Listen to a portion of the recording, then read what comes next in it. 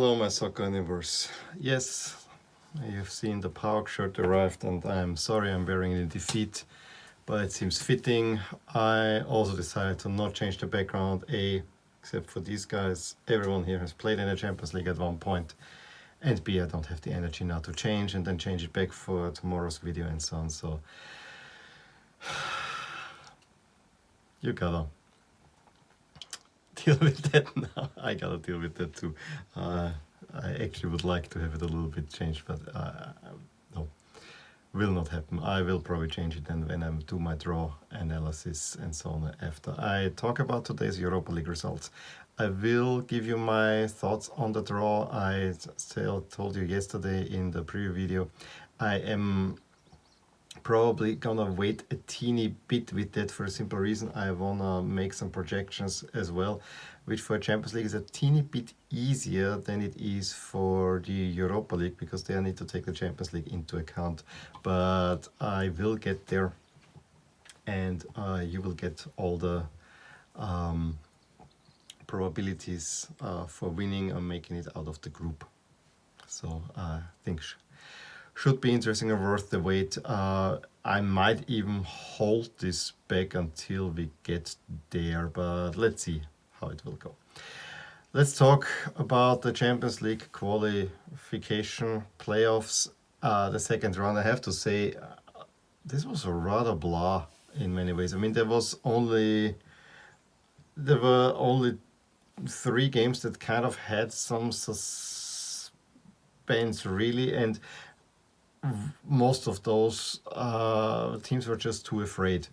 I mean, Omonia, let's start with that one. Omonia against Olympiacos is a 0-0. I think Omonia just couldn't do it, and Olympiacos didn't want to.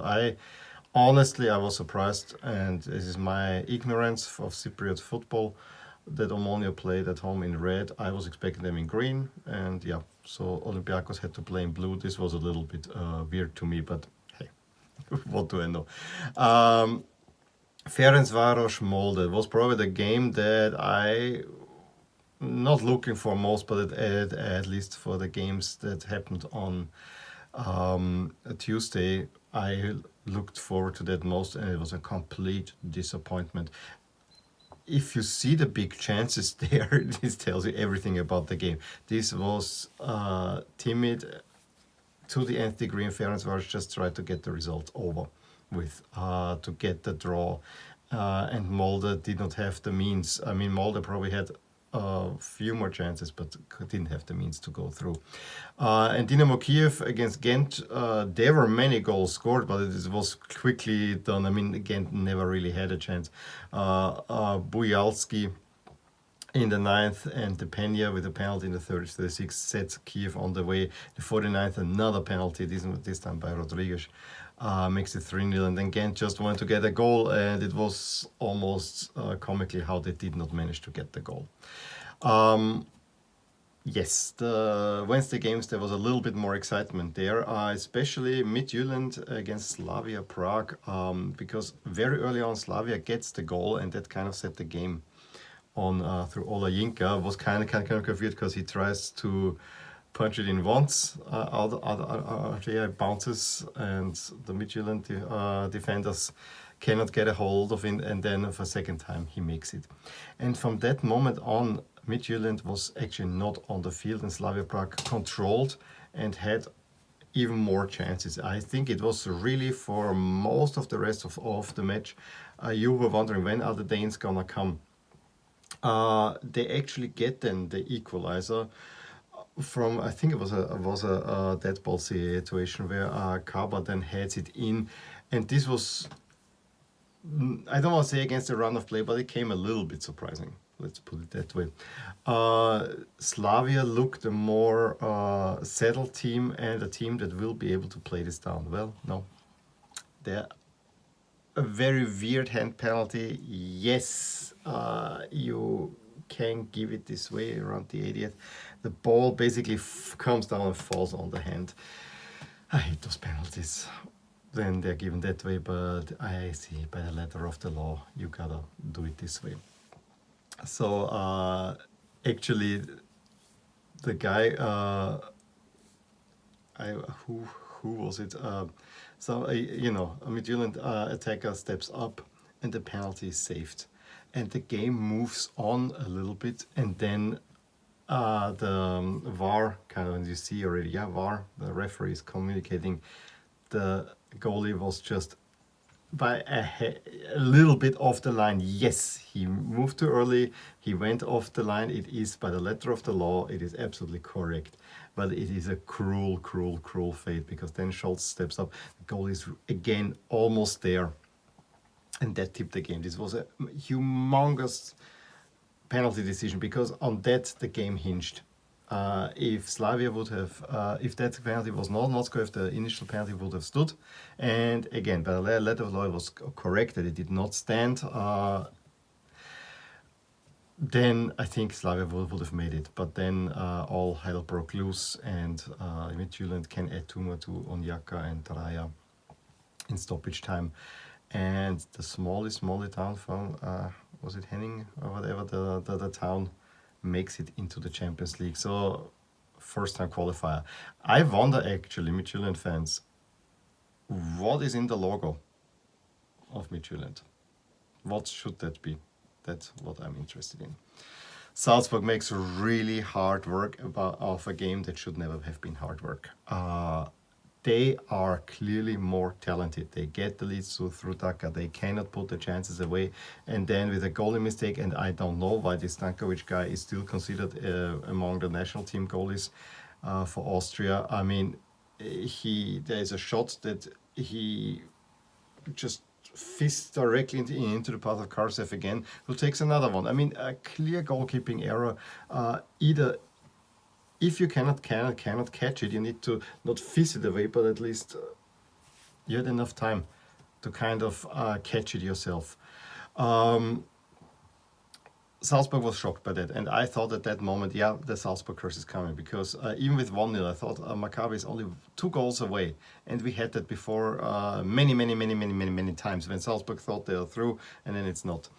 However, Maccabi shot themselves in foot. I mean, there were pretty good chance where then I think Keuter is brought down after a shot in the box. It is a foul. I have to say, I found the decision to have a German referee from Munich a little bit unlucky, to be honest, because I could see that Maccabi would say this is a little bit too close. And yeah, since the referee let play on and then decided on a penalty, the Maccabi coaching staff was absolutely not happy, and the coach got sent up in the stands, and Jovoslai makes it 2-1 with the penalty. At the moment we knew there's no overtime. Second half, I think that settled the game, and then Dhaka can add a third.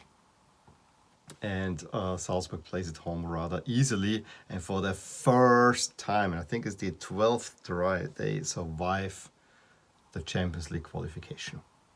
Bravo! Really, they made it much harder, and part of me was, if you cannot put Maccabi away that is depleted, you really don't deserve it. You really don't deserve it. And they probably will make a good figure in the Champions League.